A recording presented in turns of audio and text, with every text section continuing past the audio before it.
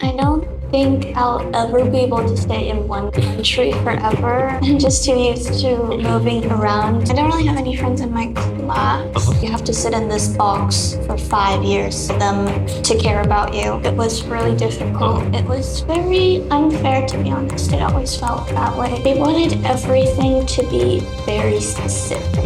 My mom was always pushing my teachers, like, you need to give her a break. She doesn't speak Spanish that well. I study 6 hours a day for those tests just to barely pass. I think parents should ask their children, do you want to move? And it needs to be in a better emotional state. Otherwise, if they're crying and you ask them, they're probably going to say, I want to leave this place.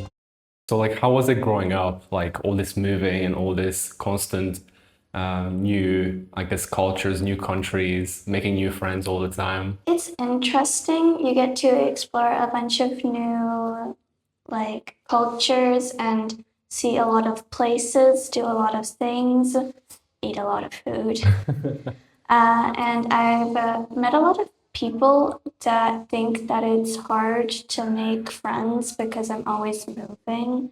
It just kind of depends on the country. So how do you cope with this making friends topic? Like you always make new ones or you stay in touch with the old ones as well? I do both. You do both? Yeah. And how do you find a balance between the two? Well, I video call my friends from Uruguay and I hang out with my friends here at the mall. Before we talk about Paraguay, like, do you feel like moving schools has made you more confident, considering your age, more resilient to change compared to your, I guess, peers or friends that you met along the way? Or how has it affected you, in your opinion? Well, it does depend on the country because, like, you hear things before you go there, like, oh, it's so great, or oh, people are kind of closed off.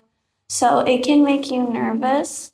I'm not saying I walk into a school with all the confidence in the world just raining down, but I do try to get to know people the moment I walk in. They usually just come up to me. And with the expectations of cultures and the realities, were there any stories where you were like, this is very different to what I've been told? Like, I don't know, moving to a certain country or? Yeah, like for example, before I moved to Uruguay, there were all these pictures of beautiful beaches, and then you arrive and you're like, what is this? So sometimes there's a bit of false advertising. But it's not always the same thing like you expect. Because, I mean, it's not like the whole country has everything. Sometimes it's different. It depends on the schools. How was Uruguay different besides the beaches?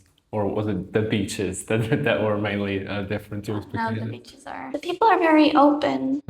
The You can sometimes get influenced from like countries before. It might affect how you are in the next country.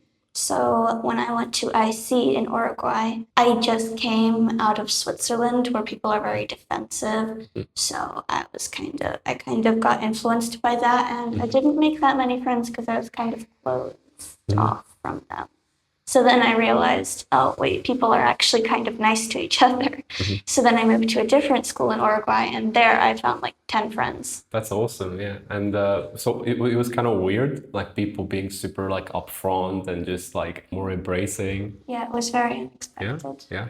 But in what way? Like they try to be friends with you and you were more defensive about it after Switzerland or just I mean, yeah, it's like they give you a compliment, and you're like, wait, what? why are you giving a compliment? Yeah, that's true, that's true. But then you moved to the next school and it was like you have acclimatized to those circumstances there, right? How long did it take you to adapt to that new, I guess, mentality there? I don't know, I just kind of like came, and I think I just finally understood that this is okay. I can just like do whatever I want here. So. And how was life in general in Uruguay? Like, did you like it or? Because I'm sure, like, I don't know, maybe yes, maybe no, but I'm guessing you might have had a different kind of perspective than your parents, right? Who are adults. Like, how was it for you at your age living there? You've been there for 2 years, as far as I know, more or less. Yes. Right. In Uruguay, it was very interesting. The people, they're cheerful, but there is a lot of poverty there. It's very expensive, and I don't know, the economy just isn't that developed. But like you can like go out with friends and it's like safe or Not or entirely. not entirely. Okay. In what way? Well, it's just that there's a lot of homeless people there, and people are desperate for money, so you never know what they might do. Did you feel safe? I mean, yeah, it's not like I like going out by Yeah. myself with my friends anyway. And then you moved to Paraguay with your parents. Yes. How was it different or was it pretty much the same? What did you experience? I do think that Paraguay is a bit more traditional and cheery. They love their culture.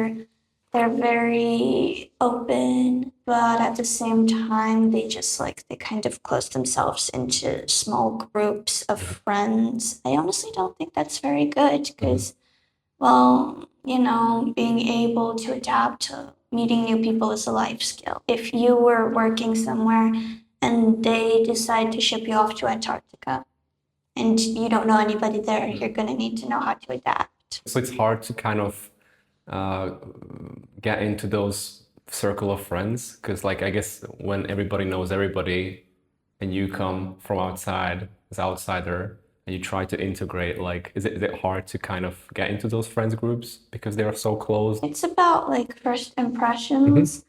In Concordia, it's like they immediately took me into this like group, and then in the Israel school, I did get into another friend group, but they kind of started ignoring me after like a week. I'm not entirely sure what I did. But now I'm friends with like 10th graders, but that's because I already knew them before I enrolled. How's the dynamic with your classmates like in school? Like you guys hang out or where do you go normally? I hang out with my Concordia friend. Like I just met up with them actually yesterday. From the German school? Yeah. Okay. And the new one, there's no. I don't really have any friends in my class. It's like, you have to sit in this box for 5 years for them to care about you. But why do you think that is? Why is it different? I don't know. I guess they just get so used to each other that they're kind of closed off from everybody else. So it's hard to let anybody else in.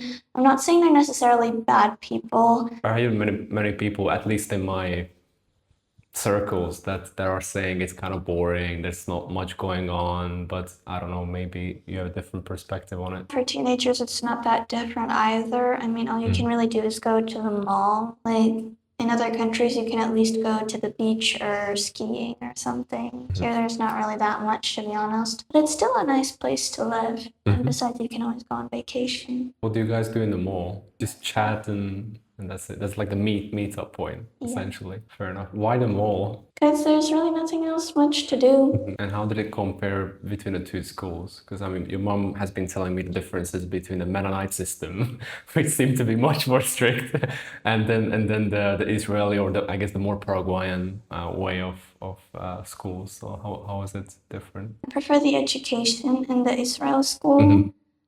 They're not that strict, especially compared to the German school. Right. It's like, you wear the wrong uniform socks and they're like, look, you're wearing the wrong socks. If this is a warning, if you do not go and put on the right socks next time, then I am going to have to note you down and send an email to your parents. That's the German school? Yeah. Okay, fair enough. When it comes to, I guess, studying, was it like harder or? Oh, it was really difficult. It was very unfair, to be honest. It always felt that way because like they wanted everything to be very specific. My mom was always pushing my teachers like, you need to give her a break. She doesn't speak Spanish that well. Because like, I studied like 6 hours a day for those tests just to barely pass. Oh my God. Compared to people who studied 3 hours before the test and just got like 2 answers wrong. But do you think it was because maybe you were the only one or maybe the few of the foreign students that maybe they weren't like, they couldn't really handle the situation well, considering that you were like still, I guess, learning the language? It's like they're an international school, but I mean, and they don't really have a good program or anything special for people from different countries. I mean, I assume they probably expected to have an exchange student from Germany, but that's it. But not from everywhere. My current school, it's a lot better. It's a lot more organized. They put everything into a platform. So I just started using my past assignments. I only have to study like 3 hours a day and I can actually pass tests. Compared to the other countries you've been in, like how does Paraguay compare like socially? Are there things that in your opinion are more difficult here or harder, a bit on the negative side? There are different systems of education. In Switzerland, it was very complicated. In Uruguay, it's not advanced at all. You know, they're doing very simple algebra while I'm sat here learning seventh grade geography to catch up. Right, right. You know, it's like we're on a video call and they show me what they're studying right now, and I'm like, oh, I learned that in fifth grade. So it's pretty weak based on what you're saying. Yeah, I do think Yeah. that if you did go to Uruguay, like for your last about like 2 years, you should transfer to a much better school the first year to adapt to the education, and then your senior like last year so that you can have good grades and actually go to college, because colleges don't really look at how did you do in fifth grade. Oh, Yeah. you got an F on your art project. Yeah. That's Sorry, true. you're not coming to Princeton University. They only care about your senior year and your grades and your extracurriculars, your achievements. With movie directing, I'm already starting my portfolio because you need a lot. So education was much more weaker there than here. I definitely prefer the education in Israel school. Everything's more organized, it's more fair, it's a bit easier. It's getting kind of a bit worrying because, like, you know, with Israel joining the war now, there's like guards always around in the school. No way, okay. Yeah, one time during the break, I saw these like army soldiers bringing in mattresses. For what? Like why? I guess just to sleep there. Why the increased security? Like for a school in Paraguay, like why do you think it You is? never know. There's just like these army soldiers waiting out there with guns.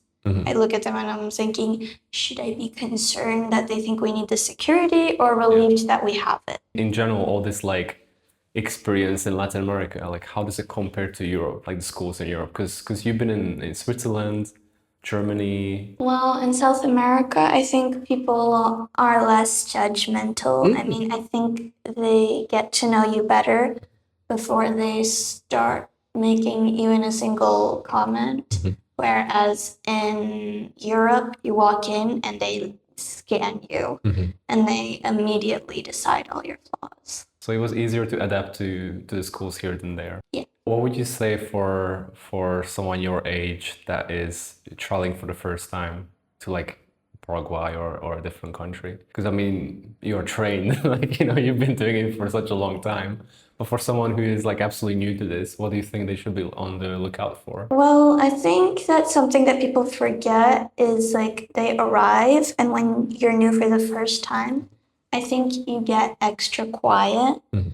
So I think it's important that when you come, you should express your real self. Otherwise, it's going to be harder to find people that understand you. And then you're going to end up with some people that you don't get at all. But how do you know your real your real self at that age? I don't know. I guess you just act what feels natural to you. How much do you have to change yourself to be able to fit into new places? Or you should just be yourself no matter what? It really does depend, but you should try to be yourself because, well, my solution to everything is if they don't like you, you move to school. So from the children's point of view, you're suggesting don't stay in your shell, be yourself.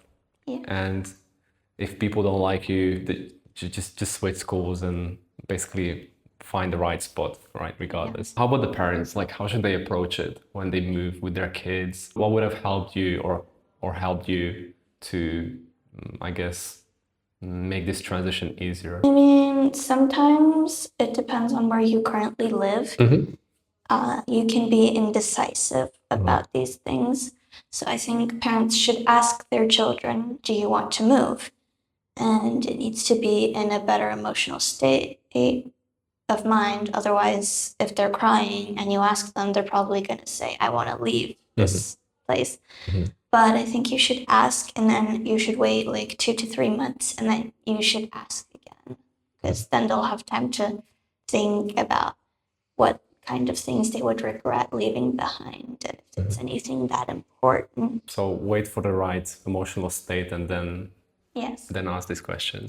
Did it happen to you that you moved too quickly or suddenly, or it was like always well planned in that sense? Yeah, when I moved from Vienna to Switzerland, I felt really bad about leaving all my friends in Vienna. Like, I went to Switzerland and I went to this school where nobody wanted me as a friend. I cried myself to sleep. It was a little bit depressing. Then I moved to Uruguay and everything went back to normal. Yeah. But Uruguay was too expensive, so we had to move to Paraguay. And actually, like after moving so much in your life, do you think you'll be a type of person that will continue this lifestyle? Or would you like to be more like stationary? How do you see the future in your case? Well, honestly, I don't think I'll ever be able to stay in one country forever. I'm just too used to moving around. Like the thought of staying, for example, in Paraguay forever or even in Uruguay, wherever, even if I stay in my favorite country forever, I will not like the idea because it'll feel trapped. But do you think all this moving all around, like it made you more open-minded compared to people you met along the way that didn't move that much? Because I mean, you've seen so much already at this age, like so many languages and so many people and so many different cultures. Like it must have impacted you in a very specific way, I reckon. I'm not the most influential person. I mean, I guess mentally I am, but I try to avoid being influenced by bad people, you know. Like you just need to stop and think about what you're doing before they suggest it. Yeah, but I guess for that you need a good upbringing to know what's right and wrong. You just gotta be a bit more rational. Yeah. How is it actually with families? Like the dynamics here? Is it like the same as yours or the same as where you come from? It really shows how different like countries have different developments. Like, you know, some of the students from Israel, like they have like really good businesses and stuff. So they have these huge houses bought on technology and stuff. In Paraguay, I mean, I wouldn't say it's exactly like LA or anything, Yeah. but like, yeah, people have a good life here. Mm-hmm. Like, it's a lot cheaper, especially compared to Uruguay. Are they like happier in general, you reckon? Yeah, when it comes to, I don't think you exactly have a smile on your face when you're going through poverty. Yeah, but that's what I'm saying. Like they seem to be poor as opposed to like other countries. I guess even compared to Uruguay, like you know. Yeah, I figured like they were electing a new president like in 2024 anyway. And like I thought, oh, maybe he'll actually bring the prices down. So yeah, now they have another president and nothing's changed. But I mean, I guess it's better that things stay the same than worse. Would you actually like to come back after you guys move to Spain, or you just fine wherever you are? I don't really ever move back to countries. I just move. Yeah, it's always the next one. But how can you plan? Or I guess can you plan at all? Like your life stages and all that. I don't know. Like, It's like your we mom. just go with the flow. Yeah, it's like my mom just walks up to me and she's like, "Oh, by the way, I hear Switzerland's nice. Let's go there." Sure, why not? We have reached the end. Thank you so much for watching today's episode. If you want the best tools out there when it comes to living abroad, be it traveling or actually settling down in a specific country, we have put together a free living abroad toolbox with all the services you need, from banking all the way to eSIMs, to make your life abroad much less stressful and chaotic, the way it should be. Also, if you like the content that we are doing on this channel, please consider subscribing, hit the bell icon, hit the like button if you like what you've seen. And if you want to check out our next episode, you can go right here. So check it out.